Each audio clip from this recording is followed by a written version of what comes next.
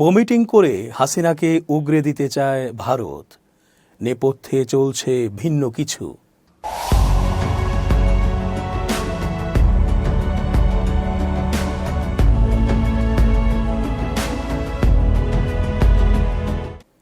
আসসালামু আলাইকুম প্রিয় দর্শক, আশা করছি আল্লাহ পাকের রহমতে ভালো আছেন।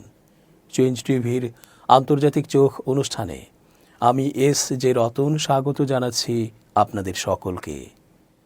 হাসিনাকে নিয়ে বেশ অস্বস্তিতে আছেন মোদি। নিজের দেশে তো ভৎসনার শিকার হচ্ছেনই, আন্তর্জাতিক সভাগুলোতেও সুবিধা করতে পারছেন না এই হাসিনাকে ঠাঁই দেবার কারণে। হাসিনা একটি স্বাধীন সার্বভৌম রাষ্ট্রের দ্বিতীয় স্বাধীনতায় সবচেয়ে ধিক্কৃত ও মহা অপরাধের দায় নিয়ে পালিয়ে ভারতে আশ্রয় নিয়েছে। মন্ত্রিসভায় মিটিং করে রীতিমতো খুব আপন লোকের মতো করে হাসিনাকে আশ্রয় দিয়ে রেখেছে মোদি। একটি জঘন্য হত্যাকারী ও অপরাধীকে যে দেশ আশ্রয় দিতে পারে আর তার পাশে কেউ থাকবে না, এটাই তো স্বাভাবিক। মোদি এই বিষয়টি এখন হাড়ে হাড়ে টের পাচ্ছে। তাই হাসিনাকে বমিটিং করে উগরে দেয়া এখন সময়ের ব্যাপার মাত্র। এরপর হাসিনা ভারত মহাসাগরে পড়বে নাকি আটলান্টিকে, তা তো ওই মহান আল্লাহ পাকই জানেন। কেননা হাসিনা এরই মধ্যে অনেকবার চেষ্টা তদবির করেও কোনো রাষ্ট্রের কাছ থেকেই তার থাকার জন্য গ্রিন সিগন্যাল পাননি। নীল নদে ডুবে ফেরাউনের যেমন নির্মম মৃত্যু হয়েছিল, হাসিনারও মনে হয় তাই হতে যাচ্ছে। সম্প্রতি প্রধান উপদেষ্টার প্রেস সচিব শফিকুল আলম বলেছেন, জাতিসংঘের মানবাধিকার কমিশনের প্রতিবেদনের পর সাবেক প্রধানমন্ত্রী শেখ হাসিনার ওপর চাপ বেড়েছে। তাকে দেশে ফিরিয়ে আনতে যা করা দরকার অন্তর্বর্তী সরকার সবকিছু করছে বলেও জানান তিনি। মঙ্গলবার 18 ফেব্রুয়ারি বিকেলে ফরেন সার্ভিস একাডেমিতে সমসাময়িক বিষয় নিয়ে সংবাদ সম্মেলনে এই কথা বলেন তিনি। প্রেস সচিব বলেন, আমাদের মূল লক্ষ্য তাকে অর্থাৎ শেখ হাসিনাকে দেশে এনে বিচার করা। কিছুদিন আগে জাতিসংঘের মানবাধিকার কমিশনের যে প্রতিবেদন প্রকাশিত হয়েছে তাতে স্পষ্ট যে কী ধরনের অপরাধ তিনি করেছেন। তার বিরুদ্ধে মানবতা বিরোধী অপরাধের অভিযোগ এনেছে তারা। তিনি আরও বলেন, এটা খুবই বড় ও ভয়ঙ্কর রকমের অপরাধ, মানবতার বিরুদ্ধে অপরাধ।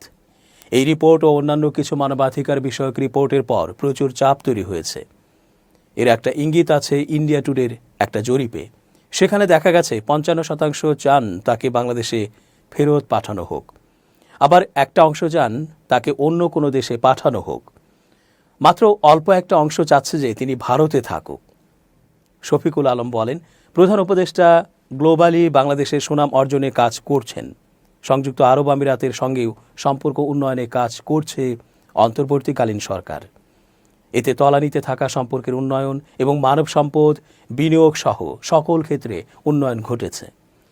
আওয়ামী লীগ আমলে নানা কারণেই সংযুক্ত আরব আমিরাত, মালয়েশিয়া, বাহরাইন সহ অনেক দেশের সঙ্গেই সম্পর্ক ভালো ছিল না উল্লেখ করে শফিকুল আলম বলেন, সংযুক্ত আরব আমিরাত বাংলাদেশ থেকে শ্রমিক নিতে চায়। আইসিটি খাতের শ্বেতপত্র প্রকাশ করা হবে জানিয়ে তিনি বলেন, দেবপ্রিয় ভট্টাচার্যের এক প্রতিবেদনে উঠে এসেছে দেশ থেকে প্রতি বছর $16 বিলিয়ন পাচার হয়েছে। মোট পাচারের পরিমাণ $234 বিলিয়ন। আইসিটি এবং ডিজিটালাইজেশন নিয়ে কী ধরনের দুর্নীতি হয়েছে তা তদন্তে একটি উচ্চ ক্ষমতা সম্পন্ন কমিটি গঠন করা হবে, যারা 2 মাসের মধ্যে শ্বেতপত্র দেবে। স্বাধীন সাংবাদিকতা নিয়ে committee to protest journalist CPJ এর প্রতিবেদনের প্রতি দৃষ্টি আকর্ষণ করা হলে প্রেস সচিব বলেন, 53 বছরে সর্বোচ্চ স্বাধীনভাবে কাজ করছে সাংবাদিকরা। সিপিজে-কে বাংলাদেশে এসে বাংলাদেশের সাংবাদিকদের স্বাধীনতা পর্যবেক্ষণ করার আহ্বান জানান প্রেস সচিব। আওয়ামী লীগের খুনি দুর্নীতিবাজদের বিচারের পর তাদের ভবিষ্যৎ নিয়ে, নির্বাচনে অংশগ্রহণ নিয়ে জনগণ এবং অন্যান্য রাজনৈতিক দল সিদ্ধান্ত নেবে বলে মন্তব্য করেন শফিকুল আলম। শেখ হাসিনাকে নিয়ে উভয় সংকটে ভারত। তাকে ফেরত দেওয়ার আনুষ্ঠানিক অনুরোধ করেছে বাংলাদেশ। এখন সেই অনুরোধে রাজি হলেও ভারতের সামনে বিপদ, আবার প্রত্যাখ্যান করলেও বিপদ, দেখা দিতে পারে বিশৃঙ্খলা। অনলাইন দ্য ডিপ্লোম্যাটে প্রকাশিত the complex road to extradition, will India agree to send Hasina back to Bangladesh শীর্ষক প্রতিবেদনে এসব কথা বলা হয়েছে। এতে বলা হয়, বাংলাদেশের সাবেক প্রধানমন্ত্রী শেখ হাসিনাকে ফেরত পাঠাতে ভারতের কাছে প্রয়োজনীয় সব ডকুমেন্ট আনুষ্ঠানিকভাবে পাঠিয়ে অনুরোধ জানিয়েছে বাংলাদেশ। 13 ফেব্রুয়ারি বাংলাদেশের পররাষ্ট্র মন্ত্রণালয়ের মুখপাত্র মোহাম্মদ রফিকুল আলম এ কথা জানিয়েছেন। ডিসেম্বরে একটি নোট ভার্বালের মাধ্যমে হাসিনাকে ফেরত পাঠানোর বার্তা দিলেও তাকে ফেরত পাঠানোর বাংলাদেশের অনুরোধের কোনো উত্তর দেয়নি ভারত। নয়াদিল্লিতে ভারতের পররাষ্ট্র মন্ত্রণালয় রিজার্ভ অবস্থান বজায় রেখেছে। বারবার অনুরোধ সত্ত্বেও তারা অনুরোধ পাওয়ার বিষয়ে স্বীকারোক্তি দেওয়া ছাড়া আর কোনো মন্তব্য করা থেকে বিরত রয়েছে। 2013 সালে স্বাক্ষরিত বন্দি বিনিময় চুক্তির অধীনে শেখ হাসিনাকে ফেরত চাওয়ার বৈধতা আছে বাংলাদেশের। এই চুক্তিটি 2016 সালে সংশোধিত হয়। হাসিনাকে ফেরত চাওয়ার বৈধতা থাকা সত্ত্বেও বিষয়টি ভূ রাজনৈতিক ও কূটনৈতিক প্রেক্ষাপটে জটিল অবস্থায় রয়েছে। যদি হাসিনাকে ফেরত দিতে রাজি হয় ভারত, তাহলে প্রক্রিয়াটি ধারাবাহিক কিছু পদক্ষেপের মধ্য দিয়ে হতে হবে। প্রথমত তাতে আসবে ভারত বাংলাদেশ বন্দি বিনিময় চুক্তি এবং তারপরই আন্তর্জাতিক কূটনীতির কঠোর বাস্তবতা। এ বিষয়ে পাঞ্জাবের রাজীব গান্ধী ন্যাশনাল ইউনিভার্সিটির সহকারী প্রফেসর ডক্টর সঙ্গীতা তাক বলেন, যদিও বন্দি বিনিময় চুক্তিটি বিশেষভাবে নিয়ন্ত্রিত হয় টেকনিক্যাল দিক দিয়ে, তবে রাজনৈতিক, কূটনৈতিক ও মানবাধিকারের বিষয়গুলোর বিবেচনা এ প্রক্রিয়াকে অবিশ্বাস্য জটিল ও স্পর্শকাতর ইস্যুতে পরিণত করবে। সঙ্গীতা তাক বলেন, ভারতের কাছে বাংলাদেশের আনুষ্ঠানিক ফেরত পাঠানোর আবেদন করার মধ্য দিয়ে এই প্রক্রিয়া শুরু হয়েছে। হাসিনার বিরুদ্ধে অভিযোগের বিস্তারিত বর্ণনা থাকতে হবে অনুরোধের সঙ্গে, সংগৃহীত নথির সমর্থন থাকতে হবে। এর মধ্যে আছে বিচারিক আদেশ, গ্রেপ্তারি পরোয়ানা এবং অন্যান্য তথ্য প্রমাণের বিষয়। একই সঙ্গে তিনি জোর দিয়ে বলেন, বাংলাদেশের এই অনুরোধের সঙ্গে অবশ্যই নিশ্চয়তা থাকতে হবে যে বাংলাদেশে তার বিচার স্বচ্ছ হবে এবং কোনো পক্ষপাতিত্ব করা হবে না। অন্য কথায়, অপরাধের নথিপত্রের বাইরে অনুরোধে অবশ্যই এটা নিশ্চয়তা দিতে হবে যে রাজনৈতিক পক্ষপাতিত্বমূলক বিচারের শিকার হবেন না হাসিনা। এটি এমন একটি গুরুত্বপূর্ণ পয়েন্ট যা ভারত হাসিনাকে ফেরত দেওয়ার কথা বিবেচনা করার আগেই যাচাই করবে। উল্লেখ্য, এরই মধ্যে এসব বিষয়ের সবটাই পূরণ করেছে বাংলাদেশ। কিন্তু প্রশ্ন হলো, এরপর কি? একবার যখন আনুষ্ঠানিকভাবে অনুরোধ জানানো হয়েছে, তখন ভারতীয় কর্তৃপক্ষ পর্যালোচনা করে দেখবে চুক্তির সব বাধ্যবাধকতা পূরণ করা হয়েছে কিনা। বিশেষ করে প্রাথমিকভাবে এই কাজ করবে ভারতের পররাষ্ট্র মন্ত্রণালয় ও স্বরাষ্ট্র মন্ত্রণালয়।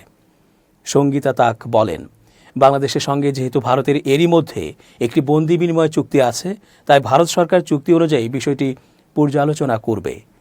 তারা এটা নিশ্চিত করবে যে বন্দি বিনিময় চুক্তি যথাযথ পূরণ করা হয়েছে। পর্যালোচনা প্রক্রিয়ায় যাচাই করে দেখা হবে শেখ হাসিনার বিরুদ্ধে যেসব অভিযোগ আনা হয়েছে তা আইনগতভাবে দুই দেশের ক্ষেত্রেই অপরাধ হিসেবে স্বীকৃত কিনা। এই ধারণাকে দ্বৈত অপরাধ হিসেবে দেখা হয়। ভারতীয় কর্তৃপক্ষ আরও যাচাই বাছাই করে দেখবে যে কোনো অভিযোগ রাজনৈতিক, সামরিক বা ধর্মীয় অপরাধের ছাড়ের ভেতরে পড়ে কিনা। এমনটা নিশ্চিত হলে তারা হাসিনাকে ফেরত দেওয়ার অনুরোধকে প্রত্যাখ্যান করতে পারে। এমনকি প্রাথমিক প্রশাসনিক পর্যালোচনা অনুকূলে থাকলেও বিষয়টি সেখানেই শেষ হবে না। হাসিনাকে ফেরত দেওয়ার বিষয়টি এরপর ভারতের বিচার বিভাগের পর্যালোচনার বিষয় হবে। সেখানে বিশেষায়িত প্রত্যাবর্তন বিষয়ক আদালত ফেরত পাঠানোর বৈধতা ও মেরিট যাচাই করবে। যদি আদালত দেখতে পায় যে রাজনৈতিক বিচার করার বিশ্বাসযোগ্য হুমকি আছে, তাহলে ফেরত দেওয়ার অনুরোধকে আটকে দিতে পারেন আদালত। রাজনৈতিক উদ্দেশ্যে প্রত্যাবর্তন বিষয়ক আইনের অপব্যবহার রোধে তা হবে বিচার বিভাগের অত্যাবশ্যকীয় সুরক্ষা। নিশ্চিত করতে হবে যে শেখ হাসিনাকে ফেরত দেওয়ার ক্ষেত্রে আইন অনুসরণ করা হয়েছে দৃঢ়ভাবে। ভারতের আদালত এবং নির্বাহী শাখা শেষ পর্যন্ত যদি প্রত্যাবর্তন প্রক্রিয়ার সিদ্ধান্ত নেয়, তাহলে পরবর্তী পদক্ষেপ হবে সংশ্লিষ্ট কর্তৃপক্ষ। সেটা হতে পারে পুলিশ বা কেন্দ্রীয় আইন প্রয়োগকারী এজেন্সি থেকে গ্রেপ্তারি পরোয়ানা জারি করা। সঙ্গীতা তাক বলেন, শেখ হাসিনাকে ভারতে গ্রেপ্তার করা হলে তাকে এমন একটি নিরাপদ স্থাপনায় রাখতে হবে যেখান থেকে তাকে বাংলাদেশের হাতে তুলে দেওয়ার ব্যবস্থা আয়োজন করা যায়। আইন তাকে আনুষ্ঠানিক বিচারিক কার্যক্রমের জন্য আটক রাখা অনুমোদন করে। শেখ হাসিনার পরিচিতি এবং উচ্চ পর্যায়ে জনগণের মনোযোগ আকর্ষণের কারণে তাকে ব্যতিক্রম নিরাপত্তা ব্যবস্থা দিতে হবে, যাতে কোনো রকম বিঘ্ন বা পালানোর সুযোগ না থাকে। এমন হলে প্রত্যর্পণের শেষ পদক্ষেপ হবে শেখ হাসিনাকে শারীরিকভাবে ভারতের হেফাজত থেকে বাংলাদেশি কর্তৃপক্ষের হেফাজতে দিয়ে দেয়া। এক্ষেত্রে দুই দেশের সরকারের মধ্যে সূক্ষ্ম সমন্বয়ের প্রয়োজন হবে। নিশ্চিত করতে হবে যে সব আইনগত এবং কূটনৈতিক প্রটোকল মেনে চলা হয়েছে। সঙ্গীতা তাক আরও বলেন, এসব যাচাই বাছাই শেষে শেখ হাসিনাকে ভারতের হেফাজত থেকে বাংলাদেশিদের কাছে তুলে দেওয়া হবে। এই হস্তান্তর প্রক্রিয়া সম্পন্ন হতে হবে দুই দেশের মধ্যে সম্মতি থাকা একটি ব্যবস্থায়। সেটা হতে পারে প্রচলিত নিয়ম অনুযায়ী কোনো আন্তর্জাতিক সীমান্তে বা বিমানবন্দরে।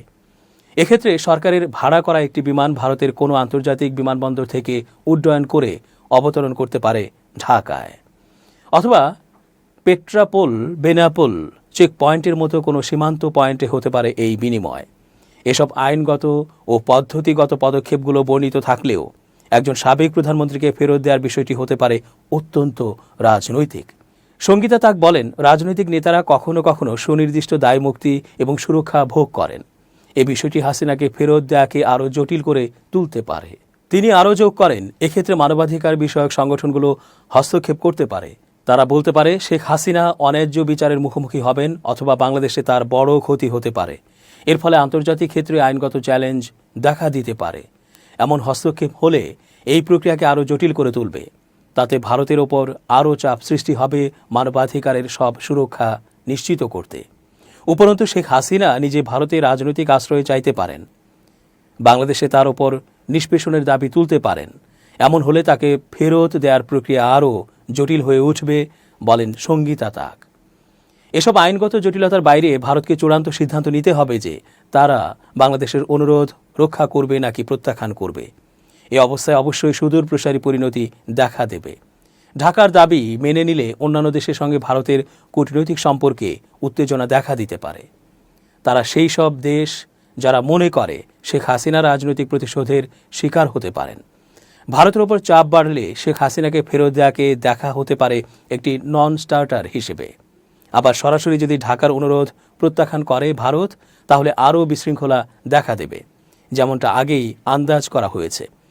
বিশেষ করে জাতিসংঘ মনসুন আপরাইজিং শিরোনামে সম্প্রতি রিপোর্ট প্রকাশ করেছে।